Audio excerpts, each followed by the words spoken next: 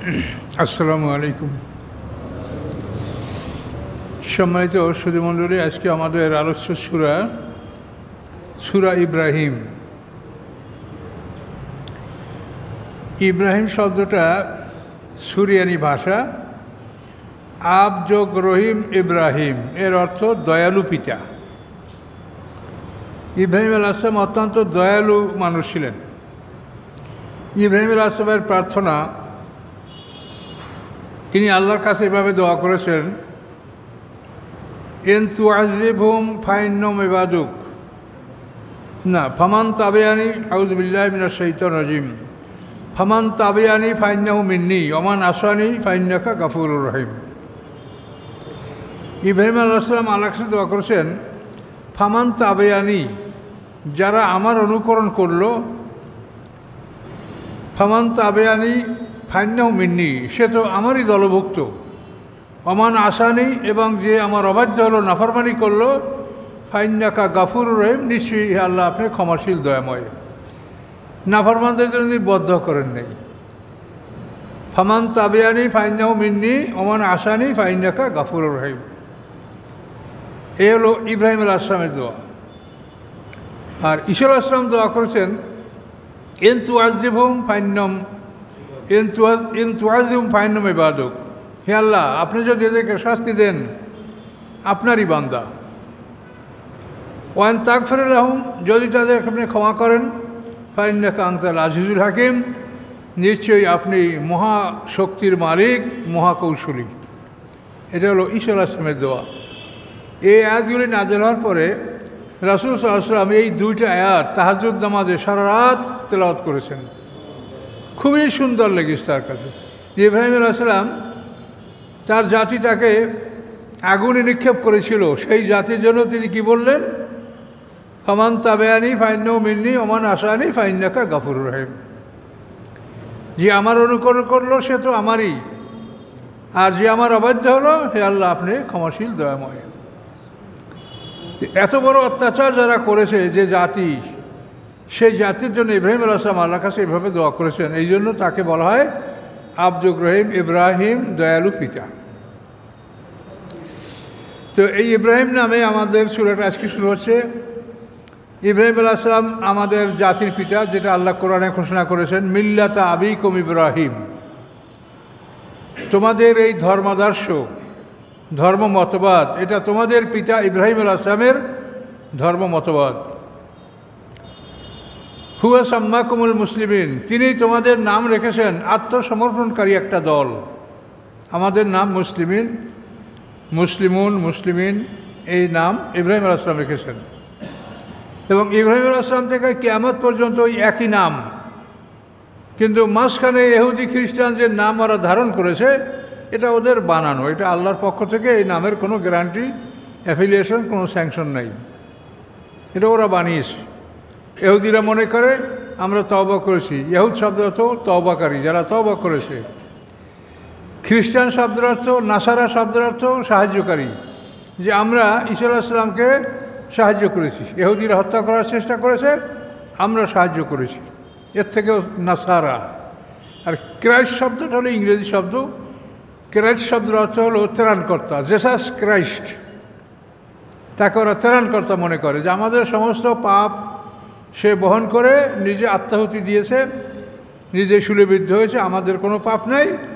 আমরা মারা গেলে যদি শাস্তি হয়, তা 40 দিনের শাস্তি হতে পারে, আর বেশি হবে না, বা শাস্তি হবে না মোটি, এরকম তারা মনে করে।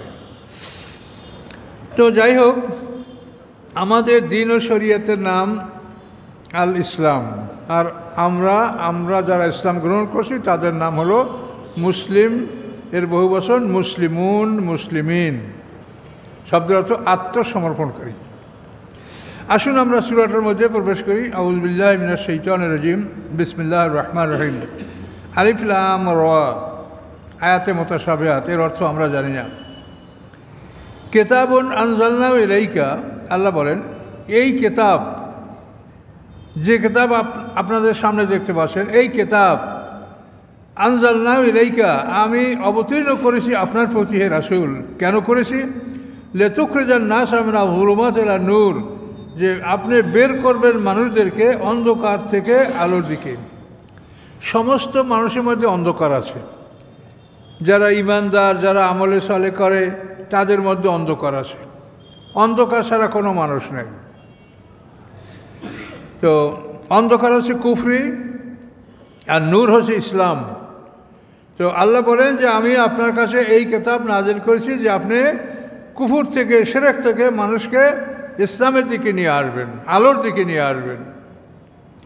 বিইজনি রাব্বিহিম, তাদের রবের আদেশ ক্রমে। রবের আদেশ না হলে আপনি পারবেন না, রবের আদেশ ক্রমে। এবং আপনি তাদেরকে নিয়ে আসবেন কোন দিকে? ইলা সিরাতিল আজিজ, রাস্তার দিকে, পরাক্রমশালী, মহা ক্ষমতার মালিক তার রাস্তার দিকে। আল হামিদ, এবং যিনি প্রশংসিত, প্রশংসিত এবং মহা ক্ষমতার মালিক তার রাস্তার দিকে আপনি মানুষকে নিয়ে আসবেন। এই জন্য আপনার প্রতি আমি এই কিতাব নাজিল করেছি। আল্লাহর সামনে তার আরও গুণ বর্ণনা করা হচ্ছে, প্রশংসা করা হচ্ছে। আল্লাহিল্লাযী লাহু মা ফিস সামাওয়াতি ওয়া মা ফিল আরদ, তিনি সেই আল্লাহ। এই লামলে তামলিক অর্থাৎ মালিকানা বুঝায়। তিনি সেই আল্লাহ, তিনি মালিক সব কিছুর, যা কিছু আছে আকাশসমূহের মধ্যে, ওয়া মা ফিল আরদে, এবং যা কিছু আছে পৃথিবীর মধ্যে, এই সব কিছুর মালিক তিনি। ওয়াইলুল লিল কাফিরিন মিন আযাবিন শাদীদ, এবং ধ্বংস কাফেরদের জন্য কঠিন শাস্তির ধ্বংস। তাহলে আকাশ, পৃথিবী এবং এর মাঝে যা কিছু আছে সব কিছুর মালিক আল্লাহ, আমরা কেউ মালিক না। এখান থেকে আপনি একটা জিনিস খুব ভালো করে বোঝেন, কোনো মানুষ যদি নিজেকে মালিক মনে করে সেটা শিরক হয়ে যাবে। আল্লাহ বলছেন আমি এটার মালিক। এখন একজন যদি বলে যে না আমি এতটুকুর মালিক, আমি 100 বিঘা জমির মালিক, এটা শিরক হয়ে যাবে। আমি কিছুরই মালিক না, সব কিছুর মালিক আল্লাহ তাআলা, আমরা গোলাম। এই কথাটা যদি আপনি না বোঝেন সেটা শিরক পর্যায়ের গুনাহ। শিরক মানে অংশীদার। আপনি একা হইলে আপনার পিতার সম্পত্তি সব আপনার, যদি ভাই থাকে তা সে আপনার অংশীদার। এখন এই পৃথিবীর সমস্ত ধন সম্পদ আল্লাহর, সেখানে যে আমি বলি যে আমি এই সম্পত্তি আমি আমার ইচ্ছা মতো বন্টন করব। আমি কাউকে কম দিব, কাউকে বেশি দিব, ছেলেকে বেশি দিব, মেয়েকে কম দিব, অথবা কাউকে আমি দিব না। আমার মেয়ে আছে, ছেলে নাই, আমি সম্পত্তি সব মেয়েকে লিখে দেব। যদি লিখে না দিতে, আবার মেয়ে একটা হলে তো অর্ধেক সম্পত্তি অন্যরা পেয়ে যাবে, আর একাধিক মেয়ে হলে 3 ভাগের 2 ভাগ পাবে, বাকি সম্পত্তি অন্যরা পাবে। আমি সব সম্পত্তি মেয়েকে দিব, আমি মালিক। এই মালিকানা যদি কেউ করেন সে একেবারে ডাইরেক্ট শিরক করলেন। আল্লাহ বলছে আমি মালিক, আর আপনি বলছেন আমিও মালিক। এই ভুল কিন্তু আমাদের সমাজে ব্যাপক হারে লোকে করছে। আমার জানা মতে আমি অসংখ্য লোক দেখতে পাচ্ছি এভাবে, যারা দিবারাত্রি ইবাদত বন্দেগী ঠিকই করছে, কিন্তু ছেলে নাই, মেয়ে আছে, জমি মেয়েকে লিখে দিছে। এই ইবাদতের কোনো মূল্য নাই, তার কারণ এটা শিরক পর্যায়ের গুনাহ। শিরক করলে আল্লাহ তাকে কোনোভাবে ক্ষমা করবে না। কাজে এই জন্য সবসময় শিরক থেকে সতর্ক থাকতে হবে। তারপরও কতগুলি বিষয় আছে এমন যেগুলি থেকে আমরা কেউ আত্মরক্ষা করতে পারি না। সে বিষয়গুলি হলো, যেমন ইনিল হুকমু ইল্লা লিল্লাহ, আল্লাহ ছাড়া আদেশ দেওয়ার ক্ষমতা কারো নাই। হালাল আল খলক আল আমর, জেনে রাখো, সাবধান হও, সৃষ্টি তার, আদেশ তার। তো এই কথা আল্লাহ ঘোষণা করার পরেও আমরা আল্লাহ ছাড়া অন্য কোনো মানুষের, অন্য কোনো শক্তির আমরা আদেশ মানতে আমরা বাধ্য হচ্ছি। তো এটা আমাদের ছাড়া কোনো উপায় নাই, আমরা করতে পারছি না। কিন্তু তারপরও আমাদের প্রমাণ রাখতে হবে যে আমরা এটার পক্ষে ছিলাম না। এই প্রমাণ যদি আমরা না রাখতে পারি, আর প্রমাণ যদি উপস্থাপন বিচারের মাঠে আমরা প্রমাণ না করতে পারি, তাহলে সেক্ষেত্রেও কিন্তু আমরা শিরক পর্যায়ের গুনাহ। আল্লাহ বলছেন আমি একা আদেশদাতা, তুমি আরেকজনের আদেশ কেন মানলে? ইনিল হুকমু ইল্লা লিল্লাহ, ডাইরেক্ট আয়াত। এগুলির মধ্যে কোনো তাফসীরেরও দরকার নাই, কোনো কিছু না, একেবারে ডাইরেক্ট। আল্লাহ ছাড়া কারো আদেশ দেওয়ার অধিকার নাই। আলা লিল্লাহ দ্বীনুল খালেস। দিন মানে আনুগত্য, একমাত্র খাঁটি আনুগত্যের প্রাপ্য আল্লাহ তাআলা। তো এই কথাগুলি সরাসরি কোরআনে বলা আছে, তারপরও কিন্তু আমরা মানবরচিত আইন মানতে আমরা বাধ্য হচ্ছি। এবং এটার জন্য কারণ আছে যে অনেক নামাজি লোকেরা মনে করে যে এটা কিছু না। তারা মনে করে যে আমি নামাজ পড়ছি, এই তো আমার ধর্ম, এরপরে আইন কানুন যা কিছু ব্যবসা বাণিজ্য কাজ, এটা তো অন্য কিছু। এটার সাথে যে আল্লাহর সম্পর্ক আছে বা বিধান আছে এটা তারা মনে করে না। এটা একটা মূর্খতা। এটা ভালো করে আপনি বুঝে নেন যে আপনি নামাজ পড়ছেন এরপরে যা ইচ্ছা তাই করবেন, এটা ঠিক হবে না। আপনি পুরোপুরি আল্লাহর কোরআনকে মানবেন, পুরোপুরি রাসূলের আনুগত্য করবেন, কোরআনে যা বলা আছে সব কথাগুলি, ফরজ ওয়াজিব পর্যায়ের কথাগুলি অবশ্যই মানতে হবে। সুন্নাত নফল যদি আপনি করতে পারেন তো আপনার জান্নাতের দরজা বুলন্দ হবে, কিন্তু ফরজ ওয়াজিব পালন করতে পারলে আপনি জান্নাতের অধিকারী হতে পারবেন ইনশাআল্লাহ। তাহলে এইখানে এই কথাগুলো দেখেন যে লাহু মাহফিস সামাওয়াত ওয়া মাহফিল আরদ, আকাশ পৃথিবীর মাঝে যা কিছু আছে এই সব কিছুর মালিক আল্লাহ। আর ওয়াইলুল লিল কাফিরিন আযাবুন শাদীদ, আর অবিশ্বাসীদের জন্য কঠিন শাস্তির ধ্বংস। এই কাফের কারা তার ব্যাখ্যা দিচ্ছেন, আল্লাযীনা ইয়াস্তাহিবুনাল হায়াতাদ দুনিয়া আলাল আখিরাহ, যারা পরকালের তুলনায় দুনিয়ার জীবনকে ভালোবাসে, পরকালের তুলনায় দুনিয়ার জীবনকে ভালোবাসে। এখানেও দেখবেন যে আমরা সবাই আসামি হয়ে যাচ্ছি। তার কারণ আপনি এহকাল আর পরকাল আগে ভাগ করেন দুইটা। এহকাল হলো একটা মানুষের জীবন জন্ম থেকে 100 পর্যন্ত, এটা এহকাল সর্বোচ্চ আমাদের যেটা সেটা ধরলাম। আর পরকাল হলো আমরা হাসরের ময়দানে উঠব, বিচারের সম্মুখীন হব, বিচার হয়ে যাবে, তারপর আমরা রেজাল্ট শিট ডান হাতে বা বাম হাতে পাবো। এইটা নিয়ে আমরা যে বাড়িতে ঢুকবো, ঢোকার পরে 1000 বছরের সমান একদিন, এবং সেই দিনের হাজার হাজার কোটি বছর আমরা বেঁচে থাকবো। এটা হচ্ছে আমাদের পরকাল। এটা আমাদের কোনো মুখের কথা না, কোরআনে আল্লাহ পরিষ্কার বলছেন, আম্মাল্লাযীনা সুঈদু ফাফিল জান্নাতে খালিদিনা ফিহা, যারা ভাগ্যবান তারা জান্নাতে অনন্তকাল থাকবে। কতদিন? মা দামাতিস সামাওয়াতু ওয়াল আরদ, ওই জগতের আকাশ পৃথিবী যতদিন স্থায়ী থাকবে ততদিন পর্যন্ত। আতান গায়রা মাজুজ, এবং তাদের অনুদান কখনো বন্ধ হবে না। তো এই হলো আপনার পরকাল, যেখানে একটা দিন 1000 বছরের সমান। আর এই হলো আপনার এহকাল, যেখানে আপনি মানে 100 বছর যদি বাঁচেন যা পরকালের 3 ঘন্টা, 65 বছরে 1.5 ঘন্টা, 41 বছর 8 মাসে 1 ঘন্টা। হিসাব করেন 1000 বছরে একদিন, তাহলে আপনি যদি 1000 বছর দুনিয়াতে বাঁচেন যে পরকালে 24 ঘন্টা বাঁচলেন। এভাবে হিসাব করতে যান যে আমি যা বলছি আপনি পাবেন। এখন এই দুইটা জীবন আপনি আগে বোঝেন যে আমার এই জীবনটা হলো এতটুকু সময়ের জন্য, এবং এই জীবনটা আমার একটা পরীক্ষার জীবন। এখানে আমি পরীক্ষার হলে ঢুকেছি, এই পৃথিবীটা পরীক্ষার হল, আল কোরআন আমার প্রশ্নপত্র, এইটা দেখে এখানে যা চাওয়া হয়েছে সেগুলো আমি করব। এখন আপনি কি এইটাকে ভালোবাসেন বেশি না ওইটাকে ভালোবাসেন বেশি? আমরা একটা ছেলেকে লেখাপড়া করার জন্য 12 থেকে 18 বছর পর্যন্ত তাদের পিছনে কত লক্ষ লক্ষ টাকা ব্যয় করে আমরা একটা ছেলেপেলেকে পড়াচ্ছি। কিন্তু একটা ছেলেকে আপনি একজন কারি সাহেব, হাফেজ সাহেব বা একজন ইমাম সাহেবকে মাসে 500 টাকা দিয়ে কোরআন পড়াইতে আপনি পারছেন না, এটা আপনার কষ্ট লাগে। সেখানে আপনার কষ্ট লাগে, কিন্তু 5000 টাকা দিয়ে 1 ঘন্টা ইংলিশ বা অঙ্ক প্রাইভেট পড়াইতে পারেন। এবং এগুলি কইরা আপনি কতটুক সময় শান্তি আপনি সন্তানকে দিতে পারবেন? বড় হওয়ার পর থেকে মনে করেন 60 বছর পর্যন্ত মানুষ একটা স্বাভাবিক জীবন যাপন করতে পারে, এরপরেই মানুষের টানাপোড়েন শুরু হয়ে যায়, শরীর নানা রকম সমস্যা দেখা দেয়, নানা রকম অশান্তির সৃষ্টি হয়। কিন্তু এই সামান্য সময়ের জন্য আমরা কি পরিমাণ সময় ব্যয় করি, কি পরিমাণ অর্থ ব্যয় করি, এইটার হিসাব আল্লাহর কাছে দিতে হবে। কথাটা বুঝছেন? এই তো দেখেন মানুষ, মসজিদ ধরা মানুষ ছিল, চলে গেল, কোরআন যে তাদের শোনার প্রয়োজন, কোরআন যে কি, এটা তাদের মানে মাথার মধ্যে নাই। নামাজ পড়ছে তো হয়ে গেল। কিন্তু আপনাকে আল্লাহ তাআলা যা বলছে, এটা তো পুরো কোরআন আপনার প্রশ্নপত্র, এটা সব জবাব দিতে হবে আপনাকে। কি বলছে আল্লাহ? আল্লাযীনা ইয়াস্তাহিব্বুনাল হায়াতাদ দুনিয়া আলাল আখিরাহ, যারা দুনিয়ার জীবনকে পরকালের তুলনায় ভালোবাসে তারা কাফের।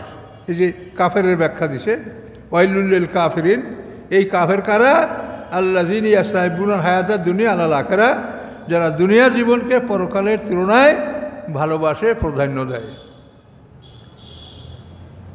তাহলে এখন এই দুনিয়ার জীবনকে প্রাধান্য দিলে পরকালের তুলনায় আপনি বিশ্বাস করেন যে সেখানে একটা দিন 1000 বছরের সমান, একটা সপ্তাহ 7000 বছরের সমান, একটা মাস 30,000 বছরের সমান, একটা বছর মানে 3,65,000 বছরের সমান।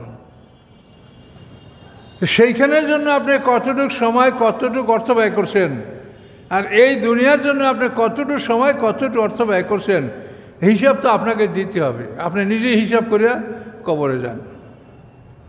আমি বারবার আপনাদের কথা বলি, যেখান থেকে যাবার সময় একটা হিসাবের খাতা গলায় ঝুলানো থাকবে, ওই খাতাটা নিয়ে আপনি পৃথিবী থেকে বিদায় হবেন। দালান কোঠা, ধন সম্পদ যাই বলেন সব পড়ে থাকবে, কিচ্ছু আপনি ধরতে পারবেন। আপনি মালিক না, মালিক আল্লাহ। আপনি তার গোলাম, আমি তার গোলাম। আমাদের কাছে যদি কিছু থাকে, তিনি আমাদেরকে ন্যায়সঙ্গতভাবে ভোগ করতে অনুমতি দিয়েছেন। অবশিষ্ট যদি থাকে, সেটা কে কে পাবে তা উনি আল্লাহ বলে দিয়েছেন। আমরা এটার মালিক না। আমরা একটা হিসাবের খাতা গলায় ঝুলানো আছে, এখন সবার গলায় ঝুলানো আছে, দেখতে পাচ্ছেন না। এই হিসাবের খাতাটা নিয়েই আমরা আল্লাহর কাছে হাজির হব, এছাড়া আর কিচ্ছু আমাদের সাথে থাকবে না। তো সেখানে আপনি হিসাবটা কিভাবে দিবেন? 50,000 বছরের সমান বিচারের দিনটা হবে, তিলে তিলে বিচার হবে। প্রত্যেকটা ব্যাপারে আপনাকে চূড়ান্ত করা হবে যে এই অপরাধটা তুমি করেছো, এই অপরাধের জন্য তোমাকে এই শাস্তি ভোগ করতে হবে। এটা চূড়ান্ত করার জন্যই আল্লাহ তাআলা 50,000 বছর সমান একটা দিনে বিচার করবেন। আল্লাহ মুহূর্ত প্রতি বিচার করতে পারে, এরকম তো তার আছে। কিন্তু যারা আসামি, তাদেরকে এটা আল্লাহ বুঝতে দেবেন যে তুমি বুঝে নাও যে এইটা তোমার কাজের জন্য তুমি এই শাস্তির উপযুক্ত। এটা নিশ্চিত করে তাকে শাস্তি দেবেন। তো এখন এই কোরআনের কথাগুলি আপনারা দেখেন, আল্লাযীনা ইয়াস্তাহিব্বুনা হায়াতাদ দুনিয়া আলাল আখিরাহ, যারা পরকালের তুলনায় দুনিয়ার জীবনকে ভালোবাসে। ওয়া ইয়াসুদ্দুনা আন সাবিলিল্লাহ, এবং আল্লাহর পথে তারা বাধা সৃষ্টি করেছে। মানুষ আল্লাহর পথে যাবে, এখানে তারা বাধা সৃষ্টি করেছে। ওয়াবগুনা ওয়াজা, এবং আল্লাহর রাস্তার পরিবর্তে তারা বিকল্প রাস্তা অনুসন্ধান করেছে। সিরাতাল মুস্তাকিম আল্লাহর রাস্তা, আর এটার পরিবর্তে বিকল্প রাস্তা হলো সিরাতাদ দল্লিন, ইহুদি খ্রিস্টানদের রাস্তা। কিন্তু ইহুদি খ্রিস্টানদের পক্ষে আমাদের বহু নামাজি লোক তাদের পক্ষে আছে। প্রচলিত রাজনীতি, প্রচলিত আইন কানুন, এগুলির পক্ষে আমাদের বহু লোক এমন আছে যারা নামাজ ঠিক মতো পড়ে, রোজা রাখে, কিন্তু তারা এগুলি এই সিরাতাদ দল্লিন, এই রাস্তার সমর্থন তারা করে। এগুলিকে আল্লাহ বলেছেন যে এইটা যদি আপনি কেউ করেন, সেটা হলো বাঁকা রাস্তা অনুসন্ধান করা। উলাইকা ফি দালালিন বাঈদ, এবং এই যাদের কথা বলা হলো, এই লোকগুলি হলো দূর দূরান্ত ভুল পথে। দালাল মানে ভ্রষ্ট পথ, ভুল পথের, বাইদ মানে দূর, অনেক দূর ভুল পথে। আপনি যেখানে রেল স্টেশন থেকে এখানে উঠে আপনি ঢাকা, চিটাগাং, উত্তরবঙ্গ যাবেন, কিন্তু যদি আপনি এখান থেকে অনেক দূরে থাকেন, তাহলে তো আপনি সরল পথ লাভ করতে পারবেন না। এই দালালিন বাঈদ মানে এত দূরে যে এখান থেকে এসে সরল পথ সে লাভ করতে পারবে না, এটাকে বলা হয় দালালিন বাঈদ। ওমা আরসালনা মির রাসূলিন ইল্লা বিলিসানি কওমি, আল্লাহ বলেন আমি পাঠাই নেই কোনো রাসূল ইহা ছাড়া যে তার মাতৃভাষার মাধ্যমে আমি রাসূল পাঠিয়েছি। কোনো রাসূলকে আমি তার মাতৃভাষা ছাড়া আমি পাঠাইনি। যে অঞ্চলে আমি রাসূল পাঠাইছি সেই অঞ্চলের যে মাতৃভাষা, সেই অঞ্চলের ভাষায় আমি রাসূল পাঠিয়েছি। লিসানা কওমিহি, তার জাতির ভাষা। মুহাম্মদ সাল্লাল্লাহু আলাইহি ওয়াসাল্লাম আরব জাতি, সবার মাতৃভাষা আরবি, আরবি ভাষা। মুহাম্মদ সাল্লাল্লাহু সেই সমাজের লোক, তাকে তিনি আল্লাহ তাআলা রাসূল পাঠিয়েছেন। কেন? প্রত্যেক জাতির মাতৃভাষায় রাসূল পাঠানো হচ্ছে কেন? লিইয়ুবাইয়িনা লাহুম, যে যাতে বিষয়টা তাদের কাছে স্পষ্ট হয়, যারা পরিষ্কারভাবে বিষয়টা বুঝতে পারে যে আল্লাহ আমাদেরকে কি বলেছেন। ফায়ুদিল্লুল্লাহু মান ইয়াশা ওয়া ইয়াহদি মান ইয়াশা, আল্লাহ পথভ্রষ্ট করেন যাকে তিনি ইচ্ছা করেন এবং পথ দেখান যাকে তিনি ইচ্ছা করেন। এই কথাগুলো শুনলে আপনারা ঘাবড়ে যাবেন যে আল্লাহ এটা করলে তাহলে আমরা কি করব। আল্লাহ তাআলা এই কোরআনের কোনো কথা কি কারো থেকে লুকিয়ে রেখেছে যে তাকে শুনতে দেওয়া হয়নি? তা তো না, সবাইকেই তো শোনার সুযোগ দেওয়া হয়েছে। এখন এই সুযোগ থাকার পরেও যদি একজন এই গ্রহণ না করে, আল্লাহ সৃষ্টিগতভাবে প্রত্যেকটা মানুষের মধ্যে নফসে মুতমাইন্না, নফসে আম্মারা, এই দুইটা দানা ফুজুর এবং তাকওয়া প্রত্যেকটা মানুষের মধ্যে আল্লাহ দিয়া মানুষকে সৃষ্টি করছে।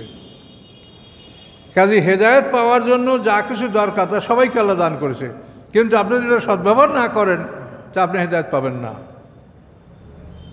কাজে এই জন্য আপনাকে কোরআন অনুসরণ করতে হবে, নবী রাসূলকে অনুসরণ করতে হবে, তাদের ইত্তেবা করতে হবে, তাহলেই আপনি সরল পথ পাবেন, আর তা নাহলে পাবেন না। আল্লাহ তাআলা সবার জন্য উন্মুক্ত রেখেছেন এবং তার প্রতিশ্রুতি জান্নাত জাহান্নাম উভয় তিনি ভরবেন, কিন্তু কাকে দিয়ে ভরবেন সেটা তাদের আমলের উপর নির্ভর করে। আমরা জেনে শুনে যেন সেই জাহান্নামের আমল না করি। ওহুয়াল আজিজুল হাকিম, তিনি আজিজ। আজিজ শব্দের অর্থ অপ্রতিরোধ্য ক্ষমতার মালিক। সে এমন ক্ষমতার মালিক যে এই ক্ষমতাকে কেউ রদ করতে পারে না। আর হাকিম মানে সাথে সাথে কৌশলী, যার শক্তি আছে কৌশল আছে সে হলো মহাক্ষমতার মালিক।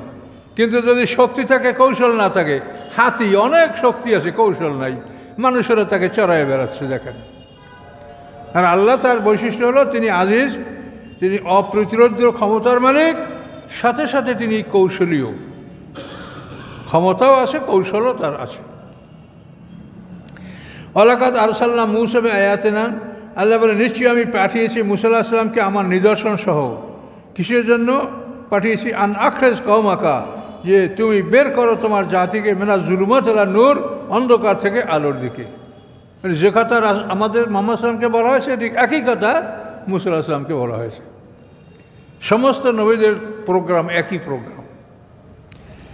আন আখরিজ কওমাকা মিনা যুলুমাত ইলা নূর, যে তুমি তোমার জাতিকে অন্ধকার থেকে অর্থাৎ কুফুর থেকে ইসলামের দিকে নিয়ে আসো।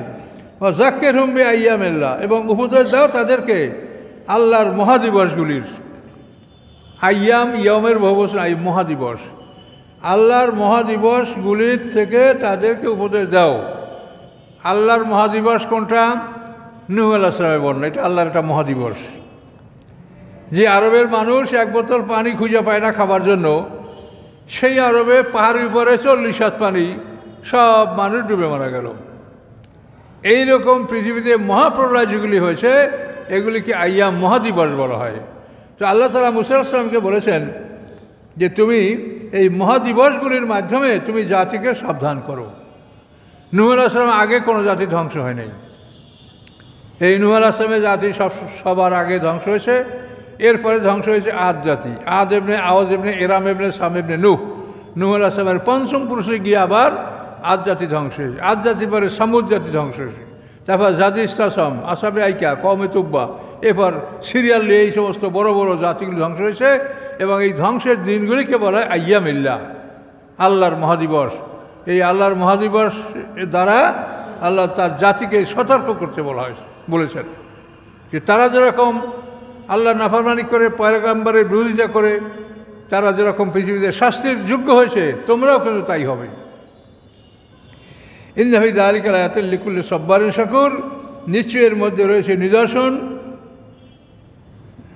লিকুল্লি সাব্বারিন শাকুর, প্রত্যেক ধৈর্যশীল কৃতজ্ঞ, যারা ধৈর্যশীল এবং কৃতজ্ঞ তাদের জন্য রয়েছে এর মধ্যে উপদেশ। ওয়াজকালা মূসা লিকওমিহি উযকুরু নি'মাতাল্লাহি আলাইকুম, স্মরণীয় ঘটনা যখন মূসা আলাইহিস সালাম তার জাতিকে বলেছিলেন উযকুরু নি'মাতাল্লাহ, স্মরণ করো আল্লাহর অনুগ্রহ তোমাদের প্রতি। নি'মাতাল্লাহি আলাইকুম, তোমাদের উপরে আল্লাহর যে অনুগ্রহ এগুলি তোমরা স্মরণ করো। কি কি অনুগ্রহ? ইজ আনজাকুম মিন আলি ফিরাউন, যখন আল্লাহ তাআলা মুক্তি দিলেন তোমাদেরকে ফিরআউন সম্প্রদায় থেকে, ইয়াসুমুনাকুম সুআল আযাব, যারা পৌঁছাতো তোমাদের প্রতি নিকৃষ্ট শাস্তি। সেই নিকৃষ্ট শাস্তিটা কি? ইউযাববিহুনা আবনাকুম, তারা জবাই করতো তোমাদের পুত্র সন্তানদেরকে, ওই ইয়াস্তাহিয়ুনা নিসাকুম, এবং জীবিত রাখতো তোমাদের কন্যা সন্তানদেরকে। আফি যালিকুম বালাউম মির রাব্বিকুম আযীম, এবং এর মধ্যে রয়েছে বড় পরীক্ষা তোমাদের রবের পক্ষ থেকে। এভাবে ফেরাউন কোনো বর্ণনায় 350 বা 400 বছর পর্যন্ত মিশরের শাসক ছিল, এবং বনী ইসরাঈলকে সেইভাবে কষ্ট দিয়েছে। তার কারণ সে স্বপ্নে দেখেছিল যে বাইতুল মুকাদ্দাস থেকে একটা জ্বলন্ত অগ্নিশিখা মিশরে উড়ে এসে পড়েছে। সেই আগুনে মিশরের সমস্ত কিপ্তিদের বাড়িঘরগুলি পুড়ে ছারখার করে দিয়েছে, কিন্তু বনী ইসরাঈলদের কোনো ক্ষতি করে নাই। এই স্বপ্ন দেখার পরেই সে স্বপ্নতত্ত্ববিদদের কাছে এর ব্যাখ্যা চেয়েছিল, এবং তারা বলেছিল যে অচিরেই বনী ইসরাঈল থেকে একটা পুত্র সন্তান জন্মগ্রহণ করবে, তার হাতে এই কিপ্তি সম্প্রদায়টা ধ্বংস হবে। এরা আমালেক, কিপ্তিরা আমালেক সম্প্রদায়। আমালেকদের পরিচয় হলো এই যে আদ ইবনে আওজ, এই যে আদের পিতা আওজ, এই আওজের আর এক ছেলে ছিল আমলিক। সেই আমলিকের বংশধরকে আমালেক বলা হয়। এরা মিশর, সিরিয়া এইসব অঞ্চলে তারা শাসন করছে, এইসব অঞ্চল তাদের দখলে ছিল। এই আওজের ছেলে আমলিক, তার থেকে আমালেক।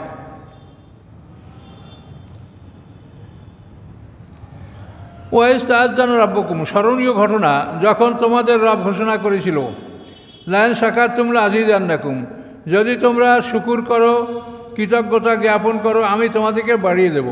ওয়ালাইন কাফারতুম, এবং যদি তোমার অকৃতজ্ঞ হও, ইন্না আযাবি লাশাদীদ, তাহলে নিশ্চয়ই জেনে রাখো আমার শাস্তি অত্যন্ত কঠিন শাস্তি। অকালা মূসা, এবং মূসা আলাইহিস সালাম বললেন, ইন তাকফুরু আনতুম ওয়া মান ফিল আরদি জামিয়া, তোমরা এবং পৃথিবীতে যারা আছে সবাই যদি আল্লাহকে অমান্য করে, অবিশ্বাস করে, আল্লাহর কোনো ক্ষতি নেই, কোনো ক্ষতি আল্লাহর নাই। ফাইনাল্লাহ গানিউন হামিদ, নিশ্চয়ই আল্লাহ তাআলা অমুখাপেক্ষী প্রশংসিত।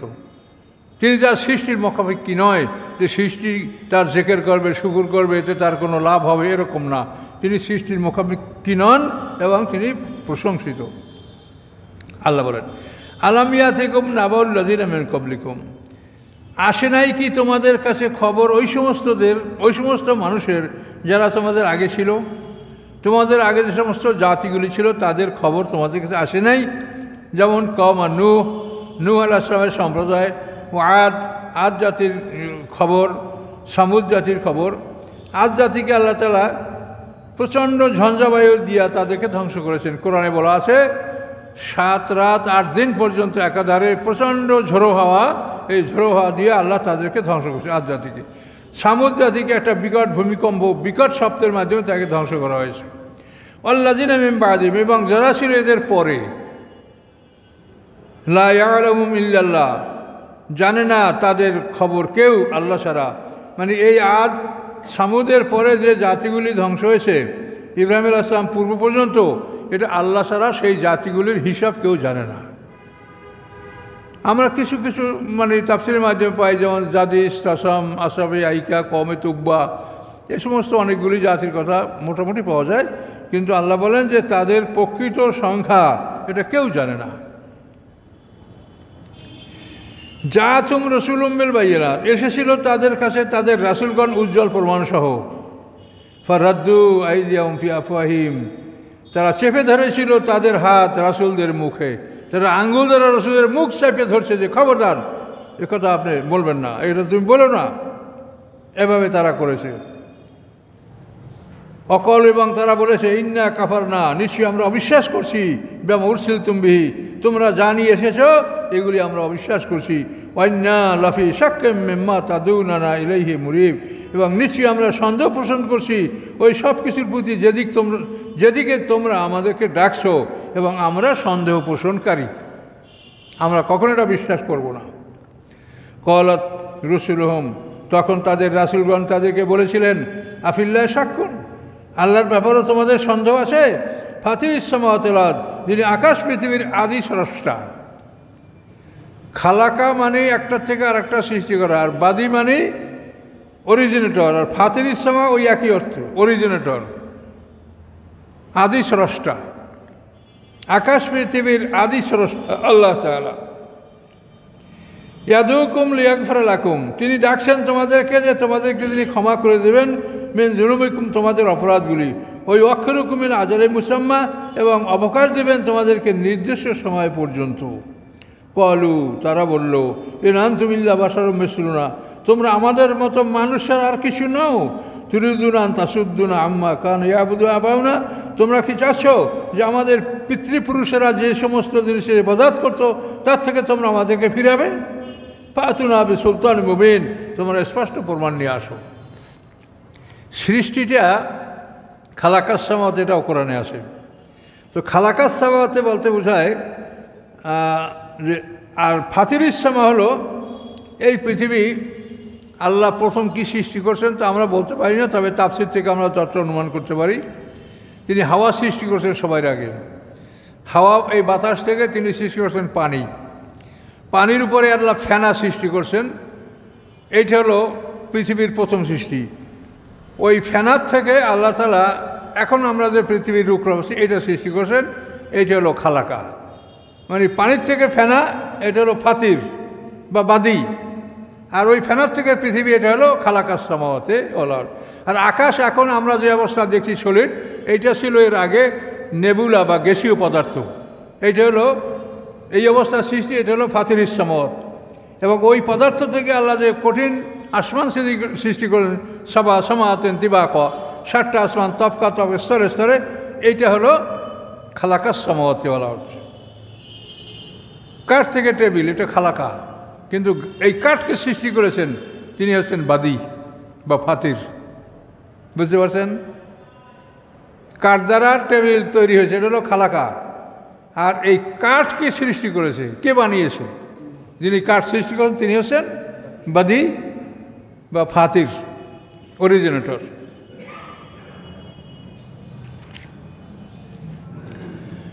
কলাতলাম রসুলহুম, অতঃপর তাদের রাসূলগণ তাদেরকে বললেন, এর নাহনু ইল্লা বাশারুম মিসলুকুম, আমরা তোমাদের মতো মানুষ ছাড়া আর কিছু নই।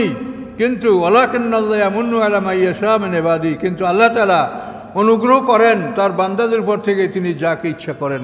তার বান্দাদের উপর থেকে আল্লাহ যাকে ইচ্ছা করেন তার প্রতি অনুগ্রহ করেন, অর্থাৎ তাকে আল্লাহ তাআলা নবুয়ত এবং রিসালাত দ্বারা সম্মানিত করেন।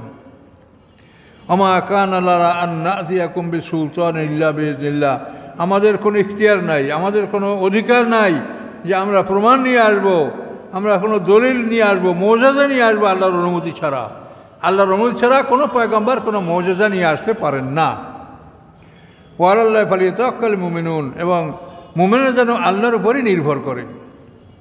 ওমা লানা আল্লা নাতাওয়াক্কাল আল্লাহ, কী হয়েছে আমাদের যে আমরা আল্লাহর উপর নির্ভর করব না? অবশ্যই আমরা আল্লাহর উপর নির্ভর করব। ওয়াকাদ হাদানা সুবুলানা, অবশ্যই আল্লাহ তাআলা আমাদেরকে আমাদের সঠিক পথ দেখিয়েছেন। ওয়ালা নাসবিরান্না আলা মা আযাইতুমুনা, এবং অবশ্যই আমরা ধৈর্য ধারণ করব ওই সব কিছুর উপরে যে তোমরা আমাদেরকে কষ্ট দিচ্ছ।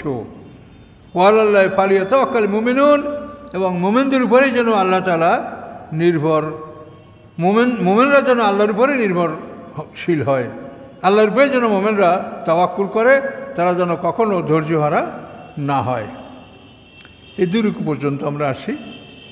তো আমার সামনে আপনারা যে বই কিতাব কোরআন দেখছেন, এই যে অনেক দিন কষ্ট করে এই কোরআন শব্দার্থ সহ তর্জমা, এই 2 খণ্ড 30 পারা ইনশাল্লাহ বের হয়েছে। তো এটার উপরে সামান্য একটু কথা বলছি যে আমরা সবসময়, আমার একটা ইচ্ছে কি যে মানুষের উপরে যেন চাপ সৃষ্টি না হয়। সমাজে কত তর্জমা, কত তাফসির, কত কিছু আছে, আবার আমি একটা লিখে আর একটা বোঝা সৃষ্টি করব, এটা যেন না হয়। তো এই জন্য আমি এই বিষয়গুলি চিন্তা করছি। এখন যে কোরআনগুলি আপনাদের কাছে আছে, এখানে হয়তো অনেক তর্জমা কোরআন আছে, এগুলোর মধ্যে ভুল আছে। ভুল কম বেশি সবাই থাকবে, কিন্তু কিছু ভুল আছে এগুলো মারাত্মক ভুল। এই মারাত্মক ভুলগুলি এটা করা সম্ভব না। তো এই জন্য এই মারাত্মক ভুলগুলির বিষয় লক্ষ্য করে আমি পুরো কোরআনের তর্জমাটা করেছি।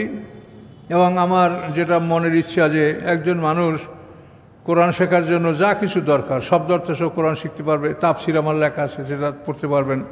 রাসূলের জীবনী লেখা আছে, এগুলি আপনারা দেখতে পারবেন। প্রতিটি ক্ষেত্রেই আমাকে যখন লোকেরা জিজ্ঞাসা করতো রাসূলের জীবনী কী পড়বো, আমি বলছি রাহিকুল মাকতুম পড়েন। রাহিকুল মাকতুম এটা বিশ্বস্ত, খুব অথেন্টিক বুক। কিন্তু এই রাহিকুল মাকতুম আমি